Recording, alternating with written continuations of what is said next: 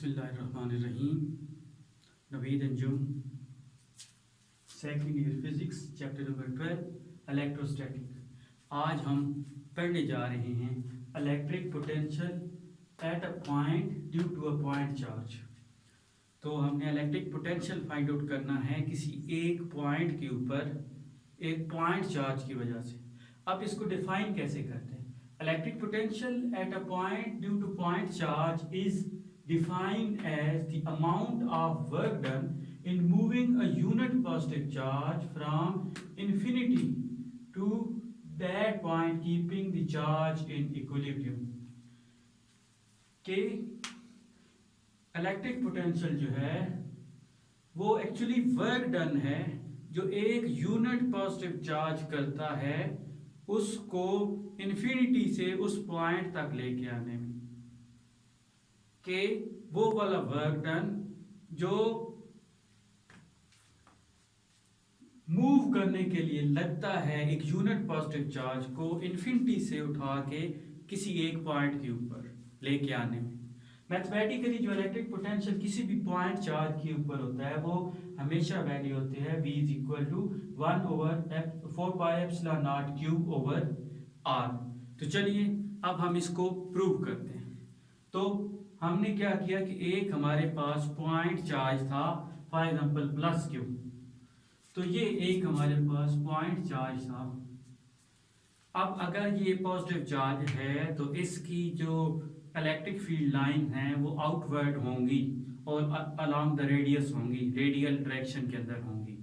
ठीक है, तो हमारे पास दो पॉइंट हैं A और B। हमने कंसीडर कर लिए दो पॉइंट A और B। अब A का इस पॉइंट चार्ज से जो डिस्टेंस है उसे मैं कह देता हूं RA, और B पॉइंट का जो डिस्टेंस है इस पॉइंट चार्ज से वो RB है। अब ये दोनों पॉइंट चार्ज, ये दोनों पॉइंट A और B, ये एक दूसरे के बहुत ज्यादा क्लोज हैं और इनके दरमियान जो डिस्टेंस है मैं उसको डेल्टा R कह देता हूं। अब इनके दरमियान एक पॉइंट है P जिसके ऊपर हमने इलेक्ट्रिक पोटेंशियल फाइंड आउट करना है। तो ये वो वाला पॉइंट है जहां पे हमें इलेक्ट्रिक पोटेंशियल फाइंड आउट करना है और उसका पॉइंट चार्ज से जो डिस्टेंस है वो R है। ठीक है, तो अब R जो है क्योंकि वो मिड पॉइंट है A और B का, तो फिर R की वैल्यू क्या होगी? हमेशा RA प्लस RB ओवर 2, क्योंकि वो उसका मिड पॉइंट है तो उसका मीन पॉइंट ही बनेगा। तो RA over R plus RB by 2। अब डेल्टा R, अब अगर इस फिगर को देखा जाए तो जो RB है यहां से लेकर यहां तक डिस्टेंस RB वो हमेशा इक्वल होगा किसके? RA plus delta R। तो RA प्लस डेल्टा R, तो इधर से डेल्टा R हमारा क्या बना? RB minus RA। तो ये तो हमारे पास आ गया। अब अगर हम इस पॉइंट R के ऊपर, ये जो पॉइंट P है इसके ऊपर हमने इलेक्ट्रिक पोटेंशियल फाइंड आउट करना है, तो वो किसकी इक्वल होगा? E is equal to 1/4πε0Q over R square. अब अगर हम ये ज्योमेट्री यूज कर रहे हैं तो हमें R की वैल्यू पता होनी चाहिए, क्योंकि हमारे पास दो पॉइंट है A और B। तो RA और RB की मदद से हम इसको डिफाइन कर रहे हैं। ठीक है, तो अब एक R स्क्वायर को फाइंड आउट करने का तरीका एक आपने फर्स्ट ईयर के अंदर पढ़ा है और दूसरा तरीका आपने यहाँ पे लिखा हो। तो मैं कोशिश करता हूँ कि दोनों तरीके की मदद से हम R स्क्वायर की वैल्यू फाइंड आउट कर लेते हैं। अब हमें ये पता है कि RB डेल्टा R हमें पता है कि RB प्लस RA, या इस इक्वेशन को मैं कह देता हूँ 1, इस इक्वेशन को 2 और इस इक्वेशन को मैं 3 कह देता हूँ। अब R की वैल्यू आपने फाइंड आउट करना है R स्क्वायर की, तो अब R लिख लेते हैं। R B plus R A by 2। अब आर बी की वैल्यू मैं यहाँ से इसके अंदर पुट कर देता हूँ। तो आर बी किसकी इक्वल होगा, R A plus delta R plus R A by 2। तो क्या मिला, 2 RA plus delta R by 2। अब हमें आर स्क्वायर की वैल्यू फाइंड आउट करनी है, तो हम क्या करेंगे, इसका स्क्वायर ले लेंगे। तो अब अगर इसका स्क्वायर लें तो आर स्क्वायर हमें क्या मिला, तो इधर अंदर क्या बच गया, 2RA/2 plus delta R by 2 का स्क्वायर, ये से कैंसिल। अब अगर इसको देखें तो RA बच गया, तो RA का स्क्वायर प्लस डेल्टा आर का स्क्वायर बाई 4 प्लस 2RA और डेल्टा आर बाई 2। ठीक है। अब डेल्टा आर, ये दोनों पॉइंट एक दूसरे के बहुत ज़्यादा क्लोज हैं। अब अगर दोनों एक दूसरे के क्लोज हैं तो डेल्टा आर बहुत स्मॉल होगा, और उसका स्क्वायर लेंगे तो वो और ज़्यादा स्मॉल हो जाएगा। अब 4 पे डिवाइड करेंगे तो और ज़्यादा स्मॉल, तो हम क्या करते हैं, इसको निगलेक्ट कर देते हैं।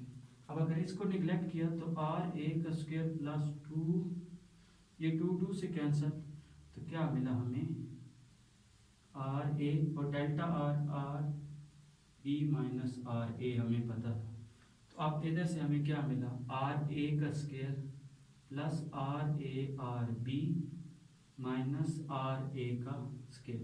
तो अब ये से कैंसिल, तो इधर से आर स्क्वायर जो आपको मिला, क्या मिला, R A into R B. तो यहाँ से आर स्क्वायर आपको मिला आर ए आर बी। ठीक है। ये तो वो वाला तरीका है जो आपने फर्स्ट ईयर चैप्टर 4 के अंदर पढ़ा था। अब इसके अंदर जो उसने बताया है वो मैं आपको बता देता हूँ। और वो ये कहता है कि क्योंकि दोनों पॉइंट एक दूसरे के नज़दीक हैं, अब अगर दो पॉइंट एक दूसरे के नज़दीक हों तो उसका अरिथमेटिक मीन और ज्योमेट्रिक मीन इक्वल होते हैं। दो पॉइंट जब एक दूसरे के बहुत ज़्यादा क्लोज हों तो उसका अरिथमेटिक मीन और ज्योमेट्रिक मीन जो हैं वो दोनों इक्वल होते हैं। अब हम देख भी लेते हैं एक एग्जांपल के साथ। फॉर एग्जांपल मैं कह देता हूँ आर ए मेरे पास 3 है, आर बी है क्या 3.1। अब अगर इसका मैं अरिथमेटिक मीन है R A plus R B by 2, तो ये इसको अगर मैं लूँ, इन दोनों को ऐड करूँ, डिवाइड बाई 2 करूँ, तो आंसर आएगा 3.05। अब ज्योमेट्रिक मीन है under the root R A R B. अब अगर इसको मल्टीप्लाई करेंगे और उसको देखेंगे तो वो भी 3.05 होगा। ये आप आसान सी कैलकुलेशन करके देख सकते हैं। तो अगर दो पॉइंट एक दूसरे के बहुत ज़्यादा क्लोज हैं तो उसका अरिथमेटिक मीन और ज्योमेट्रिक मीन दोनों क्या होंगे, इक्वल होंगे। अब अगर अरिथमेटिक मीन और ज्योमेट्रिक मीन इक्वल है तो इसका मतलब ये हो गया R A plus R B by 2 equal है R A R B under the root, क्योंकि ये उसका अरिथमेटिक मीन है और ये ज्योमेट्रिक मीन है। अब इसको देखिए, R A plus R B by 2, और वो किसकी इक्वल है, आर की इक्वल है। तो R is equal to R A R B under the root.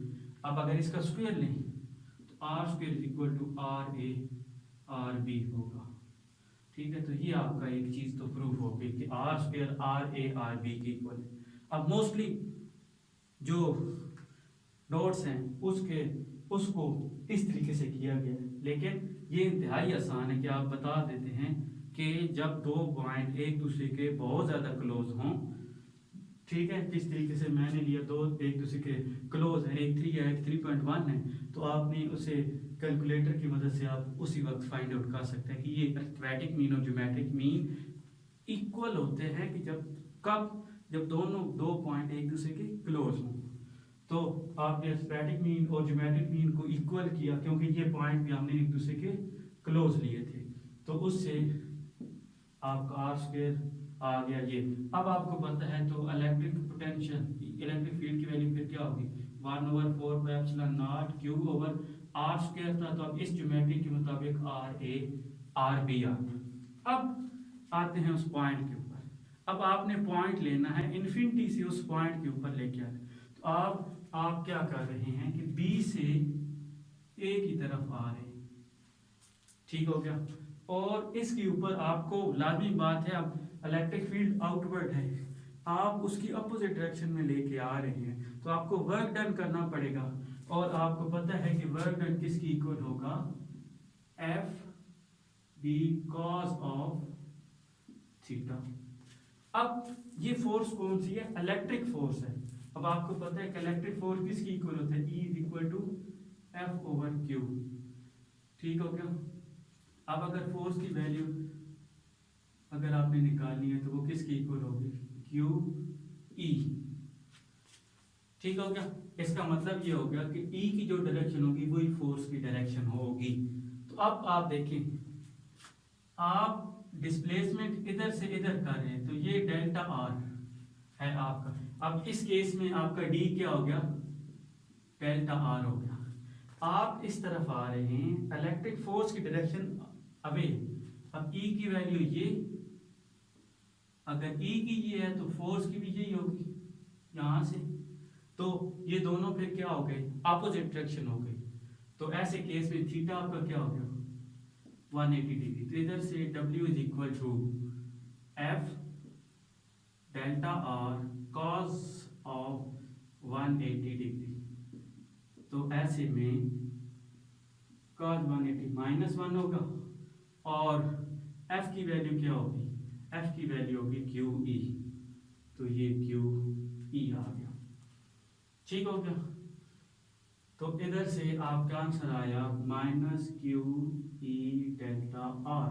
अब ई की वैल्यू और डेल्टा आर की वैल्यू पुट करते हैं, तो -क्यू ई की वैल्यू 1/4 पाई एप्सिलॉन नॉट, और एफ की वैल्यू क्या होगी, एफ ठीक है, क्यू ओवर आर स्क्वायर, ठीक हो गया। अब ये क्यू नॉट है, ठीक हो गया, ये क्यू नॉट है और ये क्यू है। तो अब आर स्क्वायर है, तो आर स्क्वायर क्या है, आर ए आर बी, और डेल्टा आर क्या है, आर बी माइनस आर ए। अब आपको पता है कि आपने वर्क डन किया है, ठीक हो गया, उस पॉइंट को बी से ए की तरफ आने में। तो ये भी आप पढ़ चुके हैं कि बी से बी आने में जो पोटेंशियल का डिफरेंस होगा वो इक्वल होता है Q W over Q not के, ऐसे ही है। तो इधर से W की वैल्यू पुट करते हैं, और वो किसकी इक्वल है, Q naught V B minus V A. अब B से A आना था, तो ये मैं दोबारा B लिख दिया है, तो वो B से इज इक्वल टू -क्यू नॉट 1/4 पाई एप्सिलॉन नॉट। तो ये Q इधर आ गया, और इसको इधर लिखा R B minus R A over R A R B, ठीक हो गया। अब ये क्यू नॉट से कैंसिल, ठीक हो गया। अब ये माइनस है, तो इस पूरी इक्वेशन को अगर माइनस से मल्टीप्लाई करेंगे तो ये बन गया R A minus R B, oh sorry, तो ये क्या बना, ये था वी ए था, तो सॉरी मैं आर ए लिख बैठा। तो अब माइनस से मल्टीप्लाई करते हैं, तो ये V A minus V B is equal to Q over 4 pi epsilon naught. अब R B over R B minus R A over R B. तो अब अगर इसको देखा जाए तो क्या आंसर मिला, V B minus V E is equal to Q over 4 pi epsilon naught 1/r a minus 1/r b। अब यहाँ तक तो हमने देख लिया। अब आप जो है वी ए भी इन्वॉल्व है और वी बी भी। अब अगर दोनों पॉइंट इसके अंदर इन्वॉल्व हैं तो आपने निकालना क्या है, सॉरी ये आपका वी ए था, माइनस वी बी। अब आपने निकालना क्या है, एट पॉइंट ए के ऊपर आपने इलेक्ट्रिक पोटेंशियल फाइंड आउट करना है। तो ऐसे केस में आपको क्या करना पड़ेगा कि वी बी की कंट्रीब्यूशन कहीं से खत्म हो जाए। तो अब for example V A minus V B, हमारे पास जो रिजल्ट आया Q over 4 pi epsilon naught 1 over R A minus 1 over R B. तो अब अगर आपने एट पॉइंट ए के ऊपर निकालना है तो आपने क्या करना है, दूसरे पॉइंट को इन्फिनिटी के ऊपर ले लेते। अब हमने फर्ज किया कि जो बी पॉइंट है वो इन्फिनिटी के ऊपर है, तो इन्फिनिटी है तो आर बी क्या हो गया, इन्फिनिटी। तो वी बी आपको पता है कि 1 ओवर आर बी की इक्वल है, तो ये इक्वल आ जाएगा 0 के। तो आपने क्या किया कि बी पॉइंट को आपने इन्फिनिटी के ऊपर ले लिया, तो ऐसे केस में आर बी इन्फिनिटी हो गया। तो इससे आपका वी बी जो है, क्योंकि वो इनवर्सली प्रोपोर्शनल है बी के आर बी के, तो वो 0 हो गया। तो इसका मतलब ये हो गया कि अगर आपने बी पॉइंट को इन्फिनिटी पे लिया तो वी बी की 0, तो V A minus 0 is equal to Q over 4 pi epsilon naught 1 over R A minus 1 over infinity. अब 1 ओवर इन्फिनिटी 0, तो इससे क्या मिला, V A is equal to 4 Q over 4 pi epsilon naught 1 over R A, ये आ गया। तो ए point के ऊपर तो आर ए आ गया। तो अब अगर इन जनरल हमें देखा जाए तो वी किसकी इक्वल होगा, Q over 4 pi epsilon naught R. तो ये हमारा प्रूफ हो गया। तो हमने किया क्या, हमने इलेक्ट्रिक पोटेंशियल निकाला किसी भी एक पॉइंट के ऊपर और पॉइंट चार्ज की वजह से।